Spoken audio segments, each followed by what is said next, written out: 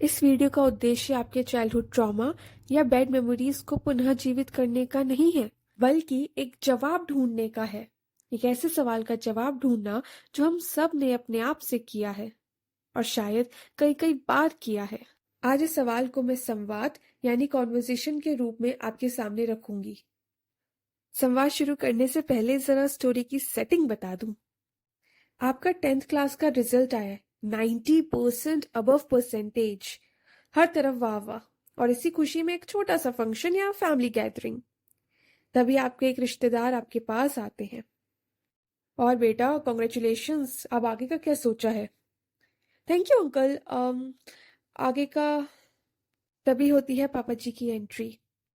अरे हम तो सोच रहे हैं मैथ्स दिलवा दे, इंजीनियरिंग करेगा, बहुत स्कोप है आईटी फील्ड में। पर इसकी माँ चाह रही है कि बेटा डॉक्टर बने अपने मामा जी की तरह। अब जो ये फैसला करे। भाई साहब हमने तो खुली छूट दे रखी है अपने बच्चों को। जी जी बहुत अच्छा। आप वही हैं, पर वहां होकर भी नहीं। आपसे सवाल है, पर आपसे जवाब नहीं। आपकी आवाज है, पर क्या आपकी आवाज है? अब मुझे बताइए, जब आप इस सिचुएशन में थे या इस तरह की सिचुएशन में थे, तब आपने क्या किया था? क्योंकि आपने जो भी फैसला लिया हो, फैसला लेते वक्त आपने खुद से खूब सवाल किए होंगे। जैसे, क्या मैं बुरा हूं अगर मैं अपनी खुशी देखूंगा? क्या मैं मम्मी पापा को अपने सपने बता दूं? वगैरह वगैरह। और हम जो भी फैसला लेते हैं, वही दर्शाते हैं कि हम किस तरीके के इंसान हैं। और यही है आज की वीडियो का मकसद, ये पता लगाना कि आप किस तरीके के इंसान हैं।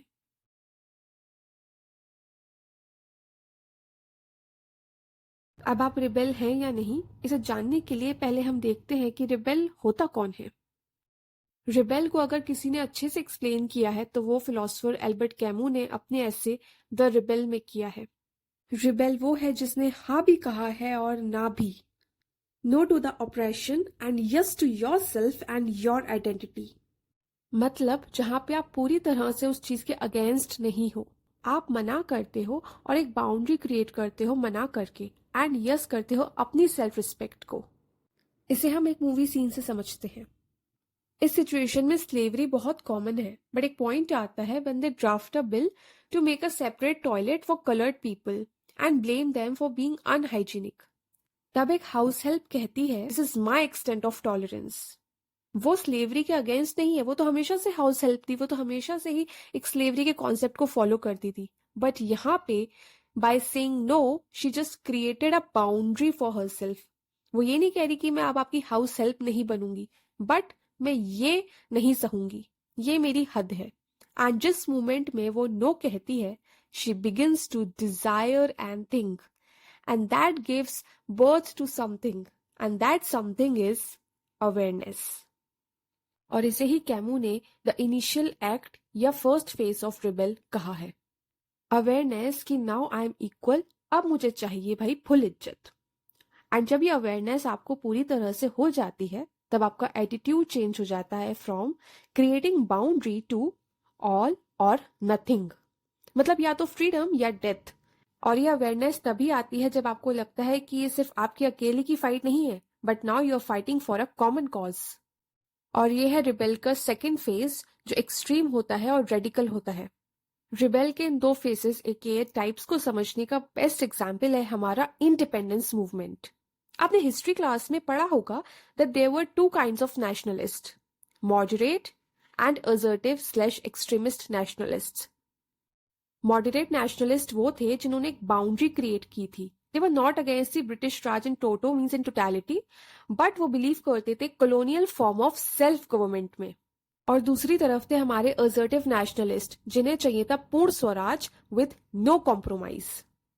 Now who rebels? जिसके साथ बुरा हुआ जब वही आवाज उठाए, यानी कि victim।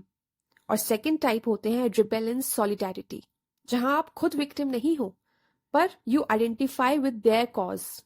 अब इस मूवी के सीन को देखिए। यहाँ इज्जत आबरू का सौदा नहीं होता भाई। खबरदार जबरदस्ती अंदर घुसने की कोशिश की, समझ लो खून जरूर बहेगा। अब हम देखते हैं कि क्या आप कॉन्फर्मिस्ट हैं। देखिए, कंफर्मिस्ट का सिंपल मीनिंग है जो जैसा चल रहा है चलने दो, जिस तरफ हवा का रुख हो तुम भी उसी तरफ चलते चलो। इसका मतलब ये नहीं है कि आपको गुस्सा या फ्रस्ट्रेशन नहीं होता, बट आप रिबेल नहीं कर रहे या कर पा रहे। अब आप रिबेल क्यों नहीं कर पा रहे या करना नहीं चाहते, हम उनके रीजंस को देखते हैं। थिंकर एडमंड ने कहा था कि फियर से स्ट्रांग कोई पैशन नहीं होता जो हमारे रीजनिंग और एक्शन की पावर को हमसे छीन सके।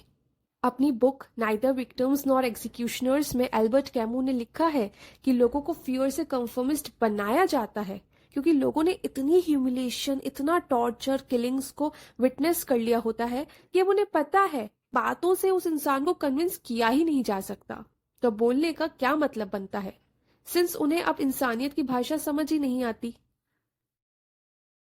जब आप cognitive dissonance reduction method follow करके अपने एक्शंस को जस्टिफाई करते हैं। अब कॉग्निटिव डिसोनेंस को समझने के लिए you can watch my this video, link will be in the description.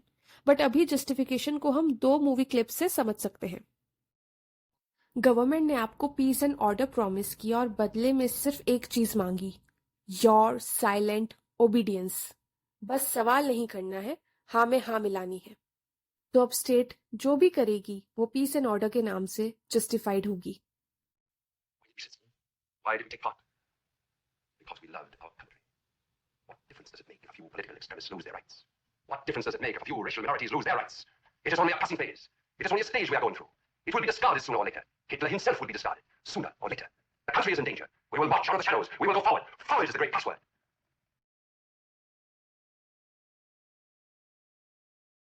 इसका मतलब होता है to go with the flow.